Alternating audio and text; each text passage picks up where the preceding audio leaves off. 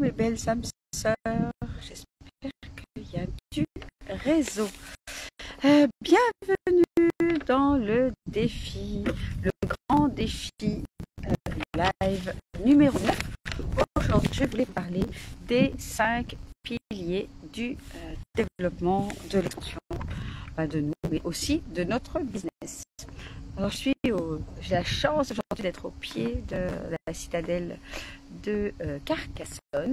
Donc, si je tourne un petit peu, je pense que vous allez pouvoir voir. J'ai la chance d'être toute seule, là, tranquille. J'ai trouvé un petit coin super tranquille. Je ne sais pas si, hop, vous voyez bien. Je vous montre un petit peu les tours, les remparts. Voilà. Alors, c'est quoi ces 5 piliers du développement? Alors pour moi, le premier pilier, c'est, j'en parle sans arrêt, c'est l'expansion de conscience, de notre conscience supérieure. D'ailleurs, ce matin, dans une petite boutique, j'ai acheté l'œil de, je crois que c'est Sainte Lucie, mais qui est aussi appelé l'œil de Shiva. Et ça m'a énormément appelé parce que Shiva, c'est la source, c'est la partie masculine pour celles qui ont étudié un petit peu déjà échappé dans l'histoire spirituelle de l'hindouisme, je crois que ça. C'est l'origine, la source, c'est vraiment Shiva, avec Shakti qui manifeste pour Shiva, par amour pour Shiva. Tout ça, je l'ai appris il n'y a pas si longtemps et je le transmets aujourd'hui dans une grande partie des enseignements spirituels que je fais parce que ça m'a parlé extrêmement fort et ça m'a permis encore plus de me reconnecter à ma présence, je suis.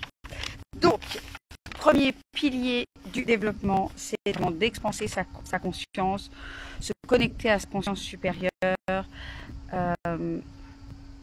de venir vraiment se rappeler cette sagesse intérieure et de prendre conscience de qui on est, qu'est-ce qu'on est venu faire sur cette planète et d'avoir conscience qu'on a en nous ce pouvoir de manifestation, ce pouvoir créateur et que lorsqu'on pose son regard sur ce qu'on a envie de réaliser, sur ses rêves, sur ses désirs, lorsqu'on y met énormément d'énergie, de focus à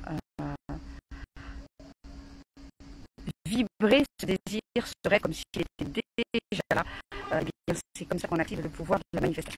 Donc ça c'est le pilier numéro 1, expanser l'intérieur pour voir à l'extérieur les manifestations de cette abondance, de cette unité. En 2, pour moi, c'est se libérer de ses croyances, de ses peurs, tes croyances limitantes, de ses traumas, de nos traumas de vie, de nos vies passées, du transgénérationnel. C'est libérer tout ce qui concerne les peurs et ses limitations concernant l'argent, concernant la réussite. On a été conditionné à croire qu'il n'y en avait pas assez pour tout le monde, qu'il y avait les riches, les pauvres, peut-être maintenant la classe moyenne, mais que l'argent c'était pas quelque chose de sain, que ça pouvait voilà, derrière l'énergie de l'argent il y a l'énergie du pouvoir, etc., alors que pas du tout. L'argent ne fait que amplifier ce qu'on est déjà. Donc si on est une personne bienveillante, si on est une personne généreuse, eh bien ça ne fera que accentuer cette générosité. Ça ne met en lumière que ce qu'on est déjà. Donc l'argent est vraiment une énergie totalement neutre et lorsqu'on vient faire toutes ces libérations de croyances, de limitations, ben en fait on va justement faire la paix et voir l'argent comme une énergie totalement saine, comme une énergie d'abondance qui est en fait l'énergie de vie tout simplement. Lorsqu'on s'autorise, lorsqu'on vient libérer également toutes nos croyances, toutes nos peurs, toutes nos mémoires de souffrances passées, ça va nous permettre de nous autoriser à briller qui on est vraiment. Ça va nous permettre de s'autoriser à diffuser notre message, pour le monde. Ça va nous permettre de sortir de la comparaison, du jugement, des complexes, également du complexe de l'imposteur où on ne se croit pas assez. Tout ça, en fait, ce sont des croyances, des conditionnements qui font qu'on a ce complexe de l'imposteur, des conditionnements où si on n'a pas de diplôme, si on n'a pas d'expérience, eh bien, on n'est pas légitime. Tout ça, c'est des conditionnements, c'est bullshit en réalité. Notre vie, tout ce qu'on a été capable de transcender, c'est pour moi quelque part notre grande valeur. Et si on a réussi à atteindre quelque chose, à se libérer de quelque chose, eh bien du coup, pour moi, on est légitime pour aider aussi les autres à se libérer. Qu'est-ce que ça nous permet encore de se libérer de nos peurs, de nos croyances? Ça va nous permettre, toujours par rapport à l'abondance, par rapport à l'argent, de pouvoir, on va dire, donner et recevoir de l'argent de façon complètement fluide.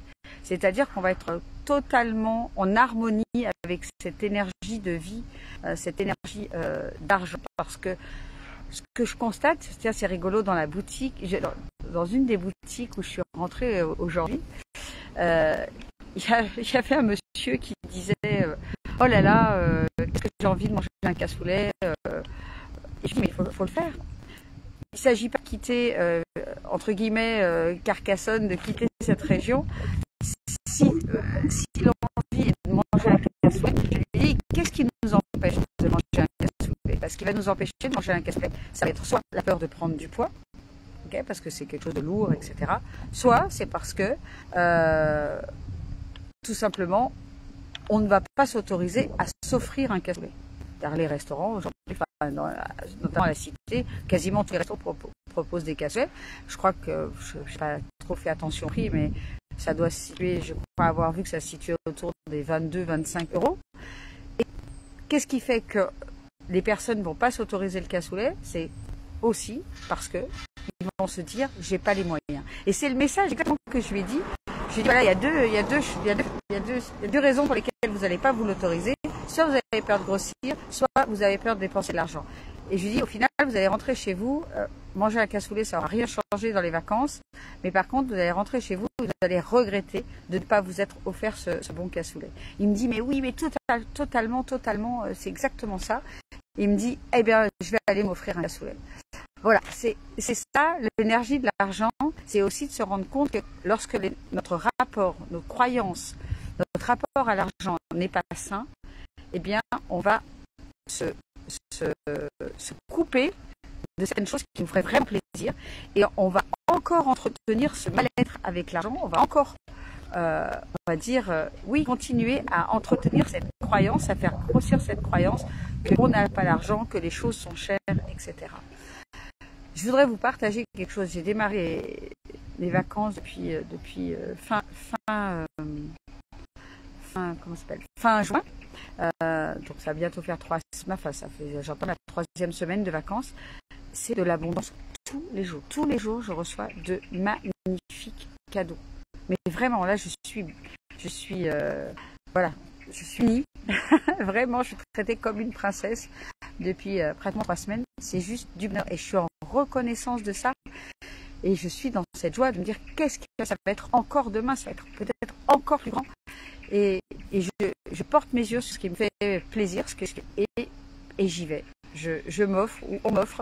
C'est vraiment, voilà. J'ai envie de vous partager l'importance de cette relation à l'argent. C'est un travail de libération que j'ai fait à plusieurs moments de ma vie parce que j'ai été moi aussi très contractée avec l'argent à plusieurs étapes de ma vie. Et c'est un travail que j'ai fait en profondeur, que je fais en profondeur notamment dans Spirale de Lumière, travail de déprogrammation, programme de reprogrammation, de lâcher prise et puis de compréhension de qu'est-ce que c'est que cette énergie d'argent. Donc ça c'est le 2e pilier du développement, c'est se libérer des peurs, des croyances limitantes qui font que dans la matière, tout se contracte. En 3, qu'est-ce que je vais dire? Bien sûr, 3, c'est devenir une transformatrice c'est ça, transformatrice d'excellence. C'est-à-dire continuer à cultiver ses formations, à cultiver ses compétences, ses dons. Ça se cultive comment, ça s'expense comment, ces dons, c'est d'abord en pratiquant, s'autorisant à pratiquer, et puis c'est en continuant à suivre des formations, à aller chercher toujours les outils qui vont apporter la plus grande transformation à nos clients, les plus grands déclics et surtout de façon durable. Par exemple, les derniers programmes accompagnement que j'ai mis en place, c'est le pardon quantique et la libération des égrégores. Pourquoi? Parce que j'ai moi-même été formée à ces outils-là. J'ai vu en quoi ça m'avait aidé, comment ça m'avait aidé, et que ça m'aide encore, parce que c'est encore des outils que j'utilise tous les jours, à venir transmuter, libérer les émotions de peur, des émotions de tristesse, des émotions de doute, etc., à venir transmuter ça. Et c'est hyper important d'aller chercher des outils pour soi, évidemment, mais également des outils de plus en plus puissants, peut-être de plus en plus aussi puissants et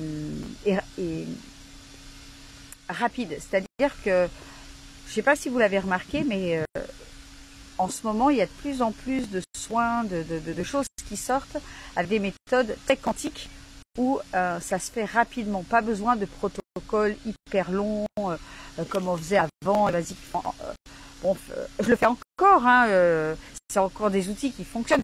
D'aller par exemple faire une lettre à la pleine lune pour dénoncer des choses, faire une nouvelle lettre à la nouvelle lune pour demander des choses, etc. Mais je trouve que ce sont des protocoles qui peuvent être relativement longs, fastidieux, alors que il existe aujourd'hui des outils dans l'énergie où ça va beaucoup plus vite. Donc en 3, c'est vraiment devenir une accompagnatrice d'excellence, aller chercher, aller expanser vos dons, aller continuer à vous former dans votre niveau d'expertise, dans votre niche quelque part, dans vos dons, vos compétences, pas forcément chercher à agrandir et à toucher à tout. Pour moi, c'est pas le touche à tout, c'est l'experte aujourd'hui qui a toujours été au final. Quand on a un problème, quel qu'il soit, de santé ou quoi que ce soit, on va voir un expert. Là, si demain j'ai un accident de voiture, que je casse le nez, etc., je vais aller chercher un chirurgien esthétique qui peut me redresser le nez et me faire qu'elle travaille le plus propre possible. Je ne vais pas aller chercher un chirurgien qui fait un petit peu de tout. Bon, c'est la même chose. Dites-vous que vos clients, c'est la même chose. Quand on a un problème avec nos enfants sur de l'hypersensibilité, peu importe ce que c'est, un problème de santé spécifique, on va aller chercher un expert. On ne va pas aller voir son généraliste qui, lui, s'occupe de tout pour aller régler un problème très particulier. C'est exactement la même chose pour nos clients. Ils ont un problème spécifique et ils cherchent des experts de ce problème spécifique et non pas des généralistes. Donc, ensuite, en 4, eh bien, c'est apprendre. Alors ça, c'est vraiment pour l'expansion de votre business, c'est apprendre les compétences d'un chef d'entreprise. Ça, c'est vraiment hyper important. C'est pas le tout d'être coach, d'être thérapeute, énergéticien, peu importe.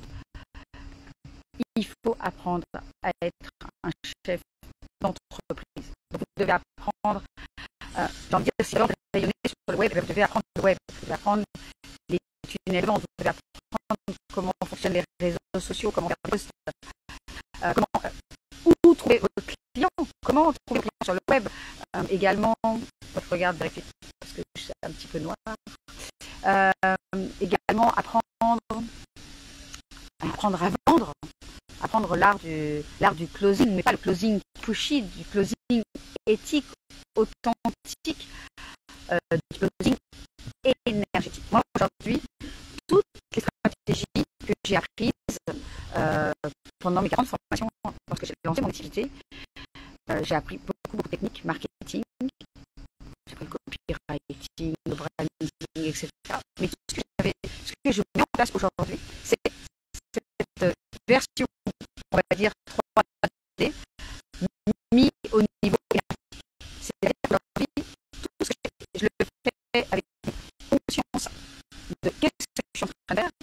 décide comment je le mets en place. C'est vraiment, je veux des choses qui soient vibrantes. En tout cas, pour moi, je sais que cette vibrance-là, elle va venir toucher mes clientes âmes sœurs aussi. Parce qu'elles vont se reconnaître dans les messages, elles vont se reconnaître dans ma façon d'aborder la vente, de faire des posts, de faire des lives.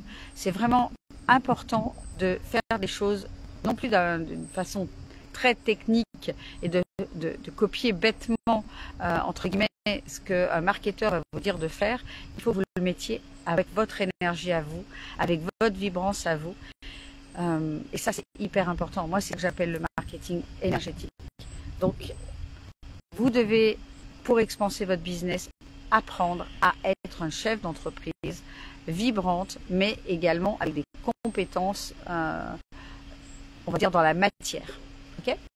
Et puis, le dernier pilier, le pilier numéro 5, pour moi, c'est de comprendre, d'utiliser les lois universelles. Je les étudie depuis plusieurs mois maintenant. La loi du Dharma, j'en ai parlé la semaine dernière. La loi karma, la loi du donner et du recevoir, la loi du moindre effort. Il y en a énormément des lois universelles. Je vais vous en parler un petit peu dans les prochains lives. Je ne sais pas quand exactement, mais c'est prévu. Ce sont vraiment des lois qui ont changé ma vie. C'est-à-dire que aujourd'hui, les lois auxquelles notre mental répond, ce sont des lois pratico-pratiques. Il faut travailler dur, on n'a rien sans rien. Enfin, c'est vraiment des choses très dans le faire. Et les lois universelles, c'est tout le contraire. C'est dans l'être. Donc ça rejoint quelque part le pilier numéro 1 qui est d'expanser sa conscience.